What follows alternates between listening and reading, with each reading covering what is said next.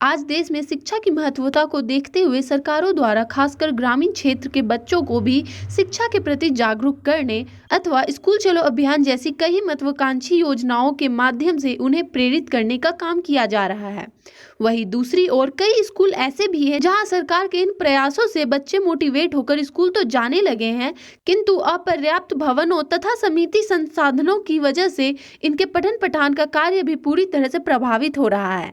जी हाँ, इसी तरह का कुछ मामला देखने को मिला है झारखंड के चतरा जिले में। दरअसल हम बात कर रहे हैं जिला के सर्वाधिक नक्सल प्रभावित प्रतापपुर प्रखंड के कौरा गांव स्थित एक सरकारी +2 विद्यालय की, जहां बच्चों की पढ़ाई के लिए भवन तो खड़े हैं, किंतु आपको यह सुनकर बेहद अटपटा लगेगा कि इस स्कूल में पढ़ने वाले तकरीबन 700 बच्चे की यहाँ एक बड़ी संख्या है और इस स्कूल भवन में पढ़ने के खातिर मात्र 2 ही कमरे हैं, जहां यह काफी मशक्कत से अपनी पढ़ाई कर रहे हैं। हालांकि इन बच्चों को पढ़ाने वाले शिक्षकों की संख्या यहाँ 7 बताई जाती है। गौरतलब है कि झारखंड सरकार ने इधर वैश्विक महामारी कोविड-19 को लेकर बंद पड़े स्कूलों को आगामी 21 तारीख से खोलने का निर्देश भी जारी कर दिया है। बताते हैं कि वर्ष 2010-11 के आसपास एक नक्सली वारदात में नक्सलियों द्वारा इस स्कूल भवन के कई हिस्सों को उड़ा दिया गया था। उसके बाद से आज तक भवन का जीर्णोद्धार, नए भवन का निर्माण कार्य नहीं किया गया।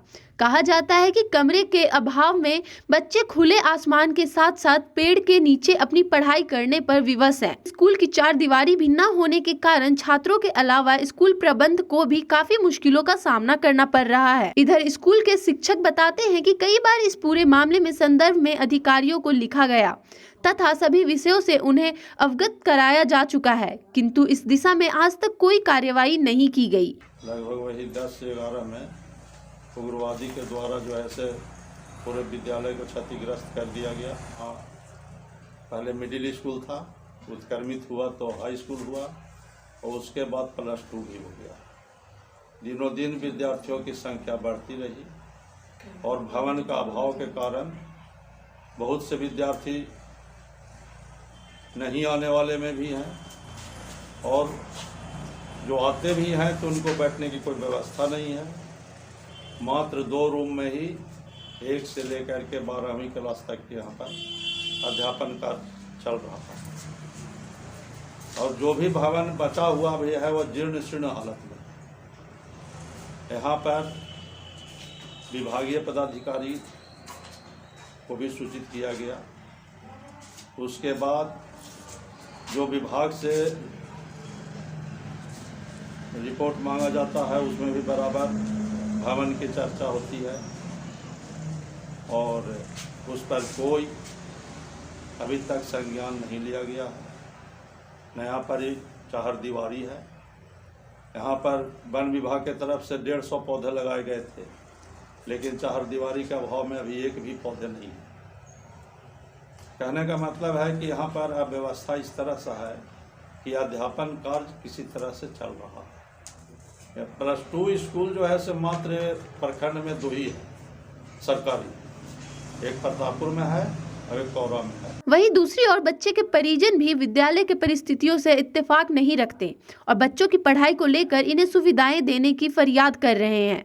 जैसे हम लोग के बच्चे के पढ़ाने में सुविधा है कि हम लोग मजदूर किसान हैं, हम लोग बाहर जाके पढ़ा नहीं सकते हैं। यहाँ के हम तो बड़े आदमी है नहीं कि हम बाहर दिल्ली, कलकत्ता, बम्बे ले जाके पढ़ावे। यहाँ नक्सली क्षेत्र है, कुछ दिन पहले स्कूल के उड़ा दिया गया है। यहाँ मास्टर की कमी है, बहुत ही का यहाँ कमी है और विशेष क्या बात बोल सकते हैं।